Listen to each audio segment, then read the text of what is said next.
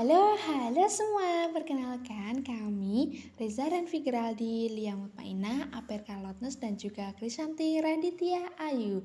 Pada kesempatan kali ini adalah momen spesial, kita akan membawakan sebuah materi terkait supply chain pada perusahaan Yakult Indonesia. Nah, nanti kira-kira kita bakalan bawa apa sih? Nah, selanjutnya untuk outline yang akan kita bawa itu yang pertama ada latar belakang perusahaan. Nah, terus yang kedua ada supply chain baik alur dan juga strateginya.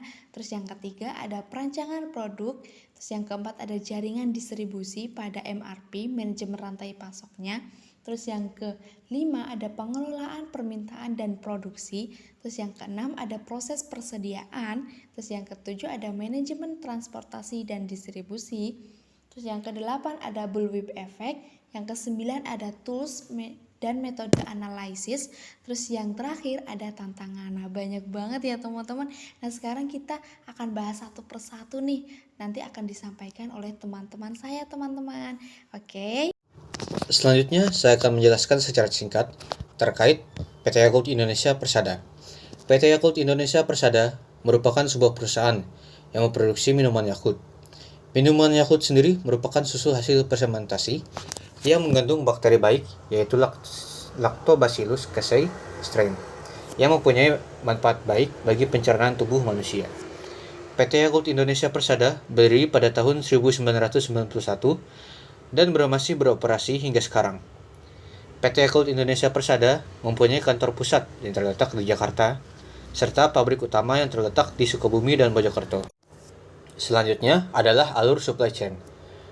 Pada bagian suppliernya, PT Yakult Indonesia Persada akan mengimpor susu skim bubuk mereka dari Australia dan New Zealand. Untuk sukrosa atau dextrosa akan dikirim dari Cirebon, dan untuk kemasan sendiri akan diimpor dari Cina. Untuk manufakturnya, PT Yakult Indonesia Persada mampu memproduksi sekitar 3,36 juta botol per harinya. Untuk bagian distribusi, pada PT Yakult Indonesia Persada terdapat dua jalur, yaitu jalur darat dan jalur laut. Untuk jalur darat, terdapat dua sistem, yaitu direct sell atau mobil pendingin ke toko modern dan tradisional, dan Yakult Lady atau motor. Kemudian, untuk retail dan konsumen, produk Yakult akan tersedia di toko modern, tradisional, bahkan dapat diantarkan secara langsung ke rumah konsumen. Selanjutnya yaitu supply chain strategy. Nah, strategi rantai pasok Yakult itu sangat berfokus pada kualitas produk. Yakult menerapkan strategi cold chain management yang ketat dan juga menyeluruh. Pengertian dari cold chain management itu adalah proses menjaga produk yang sensitif terhadap suhu agar tetap pada suhu yang tepat dari awal produksi hingga sampai ke tangan konsumen. Nah, hal ini memastikan kualitas, keamanan, dan juga efektivitas produk tetap terjaga selama proses penyimpanan dan juga distribusi. Produk Yakult sendiri mengandung miliaran bakteri baik berupa Lactobacillus casei shirota strain. Nah, bakteri ini adalah kunci manfaat kesehatan dari minuman Yakult. Dan untuk menjaga efektivitasnya, tentunya mereka harus tetap hidup. Nah, maka dari itu, menjaga suhu produk tetap stabil dari awal hingga akhir adalah hal yang sangat krusial atau hal yang sangat penting. Sistem cold chain management Yakult memastikan bahwa produk selalu berada dalam kisaran suhu optimal, yaitu berkisar antara 0 hingga 10 derajat Celcius di setiap tahapan, mulai dari penyimpanan di pabrik hingga sampai ke tangan konsumen. Pemantauan suhu yang ketat ini menjadi prioritas utama Yakult demi menjamin bahwa setiap botol yang kita minum itu memiliki kualitas terbaik dan manfaat yang tentunya optimal. Selanjutnya kita akan masuk ke perancangan produk Yakult. Untuk perancangan produk Yakult sendiri terbagi menjadi 4. Yang pertama, produk simple dan seragam. 2. Mudah untuk dikirim. 3. Cocok untuk cold chain. Dan keempat, R&D terhubung dengan logistik. Untuk proses produksi Yakult dapat dilihat pada video berikut. Proses produksi dimulai dengan melarutkan bahan dasar, susu bubuk skim, dan air. Larutan ini kemudian disterilkan menggunakan ultra heat sterilizer. Campuran ini dipanaskan sampai suhu yang sangat tinggi untuk membunuh bakteri yang tidak diinginkan. Ketika larutan telah mendingin, Lactobacillus casei shirota ditambahkan ke dalam larutan yang disterilkan. Setelah itu, dibiarkan tumbuh selama periode fermentasi yang diperlukan. Tujuannya, untuk mendapatkan jumlah Lactobacillus casei shirota yang tepat dalam larutan. Selama masa fermentasi, suhu harus dijaga secara konstan. Terakhir, kita tambahkan perasa dan gula, untuk memberikan Yakult rasa yang enak setelah siap larutan didinginkan. Ini membuat bakteri tidak aktif, sehingga campuran dapat disimpan. Pada tahap ini, campuran masih agak kental. Untuk mengubahnya menjadi Yakult seperti yang biasa kita minum, perlu ditambahkan air. Setelah itu, larutan dituangkan ke dalam botol kecil Yakult yang punya desain yang khas itu. Dibutuhkan kurang dari 1/10 detik, untuk mengisi dan menutup botol. Setelah itu Yakult dikemas dalam waktu singkat. Tahukah kamu, 45.000 botol Yakult bisa diisi dan dikemas hanya dalam 1 jam. Ketika sudah siap, botol didistribusikan ke toko dan supermarket. Sampailah ke tangan kita untuk diminum. Selanjutnya kita akan masuk ke konfigurasi jaringan distribusi. PT Yakult sendiri mendistribusikan produknya terbagi menjadi 2. Yang pertama yaitu direct sales dan Yakult Lady. Untuk direct sales sendiri, PT Yakult langsung mengirimkan produknya ke minimarket, supermarket, maupun toko. Sedangkan untuk Yakult Lady sendiri yaitu program kemitraan yang dijalankan oleh PT Yakult Indonesia Persada, yang dimana ibu rumah tangga dapat bekerja paruh waktu dengan mendistribusikan produk Yakult langsung ke pelanggan. Selanjutnya yaitu pengelolaan permintaan dan produksi. Nah, Yakult secara cerdas mengadopsi prinsip just in time atau JIT yang dikombinasikan dengan konsep safety stock. Penjelasan dari just in time atau JIT yaitu adalah strategi produksi yang mengurangi penyimpanan dengan menerima bahan baku tepat saat dibutuhkan. Untuk safety stock sendiri, yaitu adalah stok tambahan yang disimpan untuk mengantisipasi keterlambatan atau ketidakpastian dalam rantai pasok. Dalam pendekatan just in time, Yakult berupaya mengoptimalkan aliran bahan baku utama seperti susu skim bubuk dan juga glukosa. Ini berarti bahan-bahan tersebut dijadwalkan untuk tiba di pabrik tepat sebelum digunakan dalam proses produksi. Tujuannya sendiri yaitu untuk meminimalkan kebutuhan gudang penyimpanan bahan baku yang besar dan mengurangi biaya holding, karena bahan tidak menumpuk terlalu lama. Pendekatan ini juga membantu menjaga kesegaran bahan baku. Namun, untuk memastikan kelancaran operasi, Yakult juga memiliki safety stock atau persediaan pengaman untuk bahan-bahan lainnya. Nah, safety stock ini berfungsi sebagai buffer atau cadangan. Jadi, apabila terjadi keterlambatan tak terduga dalam pasokan bahan baku tertentu dari pemasok, kegiatan produksi Yakult tidak akan terganggu.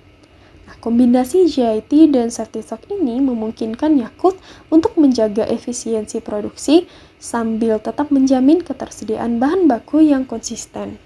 Selanjutnya kita memasuki proses pengelolaan persediaan pada rantai pasok. PT Yakult Indonesia Persada menerapkan strategi metode PIPO atau first in first out pada manajemen persediaan bahan baku mereka, yang dimana persediaan pertama yang masuk ke dalam gudang harus pertama kali digunakan. Hal ini diterapkan untuk mengurangi risiko kerusakan barang yang diakibatkan karena penumpukan stok bahan baku pada gudang. Selanjutnya kita akan masuk ke manajemen transportasi dan distribusi pada rantai pasok. Terdapat 4 poin, diantaranya yang pertama, menentukan mode transportasi yang akan digunakan. Pemilihan mode transportasi seperti truk, kereta, kapal, maupun pesawat dipengaruhi oleh biaya, waktu pengiriman, kapasitas, dan jarak ataupun aksesibilitas. Kemudian terdapat melakukan penjadwalan dan penentuan rute pengiriman. Tujuannya menyeimbangkan service level dan efisiensi biaya. Kemudian terdapat menyimpan persediaan atau inventory storage. Penyimpanan mencakup penentuan lokasi gudang, layout, metode penyimpanan, dan kebijakan persediaan seperti safety stock atau reorder point. Kemudian menangani pengembalian atau return, bertujuan untuk meningkatkan kepercayaan pelanggan, seperti mudah menukar barang cacat atau salah kirim. Nah, selanjutnya kita akan mengetahui terkait bullwhip effect. Apa sih bullwhip effect ini?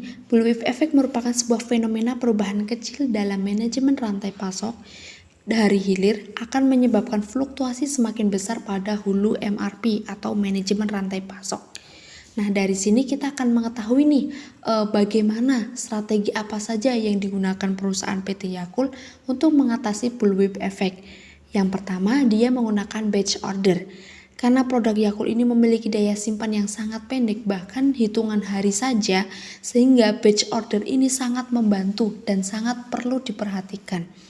Apabila terjadi perbedaan sedikit, akan memberikan memberikan efek yang cukup signifikan.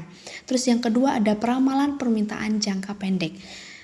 Pada peramalan permintaan jangka pendek ini dilakukan karena memiliki prediksi permintaan yang lebih akurat, cepat, dan sesuai kondisi terkini, sehingga keputusan dalam produksi ini bisa lebih akurat. Akhirnya pada para pemasok akan menyebabkan fluktuasi yang tidak cukup besar. Kita akan mengetahui terkait tools dan metode analisis yang digunakan. Pertama, dia menggunakan demand forecasting. Seperti yang tadi dijelaskan, untuk mengatasi bullwhip effect, dia diperlukan untuk forecasting dalam jangka waktu pendek.